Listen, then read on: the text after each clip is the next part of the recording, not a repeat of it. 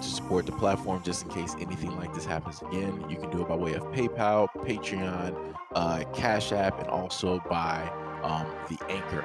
And you can also further support the platform by way of going to the Teespring store or the shoe store that is located in the comment section below.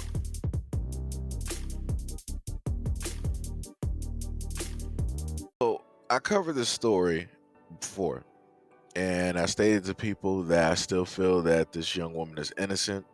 She did, in a sense, what the law would not do, which is protecting the life of this young woman, right? And the courts decided that, hey, we're going to add more insult to injury, right? But this is what people decided to do. A GoFundMe has raised more than $500,000 for a 17-year-old Iowa trafficking victim who earlier this week was directed by a judge to pay hundreds of thousands of dollars in restitution to her alleged person who decided to go after her.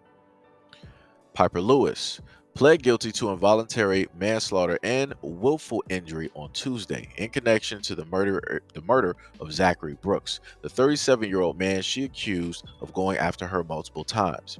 Polk County District Judge David Porter stated on Tuesday that the court is presented with no other option but to require her to pay the 150 grand, which he said was clear in Iowa law. GoFundMe was created by Lewis's former teacher, and it has raised as much as $521,188 as of Saturday.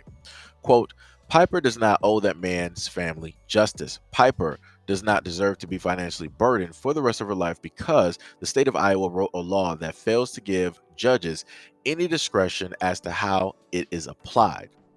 The law does not make sense in many cases, but in this case, it's morally unjustifiable.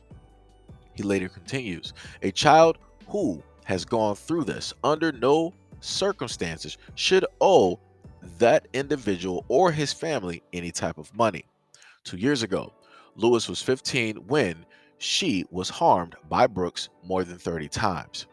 Prosecutors stated that Lewis was a runaway who slept in hallways of Des Moines apartment buildings before she was forced into trafficking by her boyfriend, a 28-year-old man who took her in. Lewis then stated that she was caught up in trafficking arrangements with him and Brooks. The Des Moines Registry reported, citing a plea agreement. Her boyfriend told the teen to go to Brooks's home, where Brooks gave her marijuana and alcohol and repeatedly went after her. On another occasion, the teen's boyfriend threatened her with a weapon to return to Brooks's home to do acts in exchange for $50 worth of marijuana. According to the report, she was given drugs and alcohol again, resulting in her falling asleep. She woke up and found that Brooks was on top of her. When he fell asleep, she grabbed a weapon and then she defended herself. Officials did not deny that Lewis had been going through this and also been trafficked. But, however, she was given a deferred judgment on each of two 10-year prison sentences she faced, which means she won't see prison time unless she violates her probation. The fundraiser, which surpasses its original goal of 200 grand, will also cover Lewis's college plans, will also help other trafficking victims. This is what I want to start off by saying. To the individuals that flooded that GoFundMe after hearing the story, and I'm pretty sure that it's people of all different types of creeds, races, and colors and religions. Much love and appreciation, y'all. Much love and appreciation, because I promise you, this would be a vastly different story if people did not step up in a show of force and help out Miss Lewis, who was wronged in this whole situation. It's the craziest thing that I've ever seen in my life, where somebody who was the victim is being looked at as a perpetrator, being looked at as a criminal. Like, oh well, we do admit that this happened to you, but we're going to make you pay this. You're going to put her in debt and force her to pay the family, making them rich because their son is a criminal.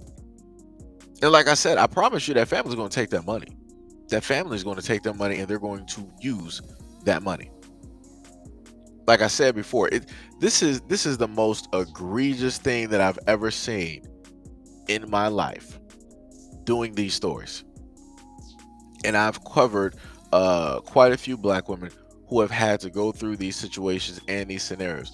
But to literally see somebody who is a victim who is like, yeah, I did this, but I did it for a reason, right? It's not like she just did this because she saw a dude on the street. Yo, she was going through some stuff, right? She was, in a sense, being held hostage. She didn't have nobody to look out for her. She didn't, in a sense, have no family. Like, they stated that, yo, she was sleeping in the hallways. She was sleeping in the hallways of apartments. So what this is my thing right here. Whenever I hear women basically tell me that they care about the lives of other women and all this other type of stuff, I'll look at a story like this and I'll start calling people liars. Because at no point in time should somebody like this be sleeping in a hallway. Like, she's young. Like, what are y'all doing out here? You got all of these women like, oh, I'm a feminist. I care about women's lives. I care about the young girls and all this other. But yet, you got girls like this homeless. You got them sleeping on the streets, sleeping in hallways. You got them out in the open so that predators can easily sit up there and get to them and manipulate them and put them in situations just like this.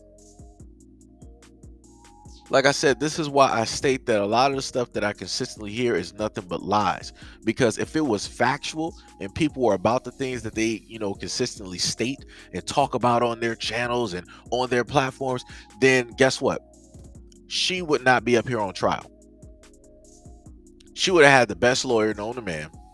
She wouldn't even have to worry about breaking, any type of whatever it is. Like I said, the great part is she's not going to prison, but I don't know how strict, right, any of her stuff is. And I feel like for a very long time, up until her probation period, that's what the word I was thinking of. Up until her probationary period is over, she needs to have like a chaperone.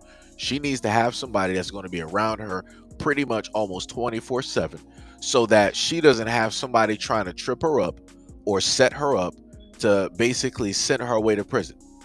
Because I promise you, people are very vindictive and they have this type of mind where they're like, yeah, whatever my family did was wrong, but you didn't have no right to sit up there and take their life. They had the right to sit up there and go to prison and go to trial just like you do, but you took that away, right? And people will do stuff like that.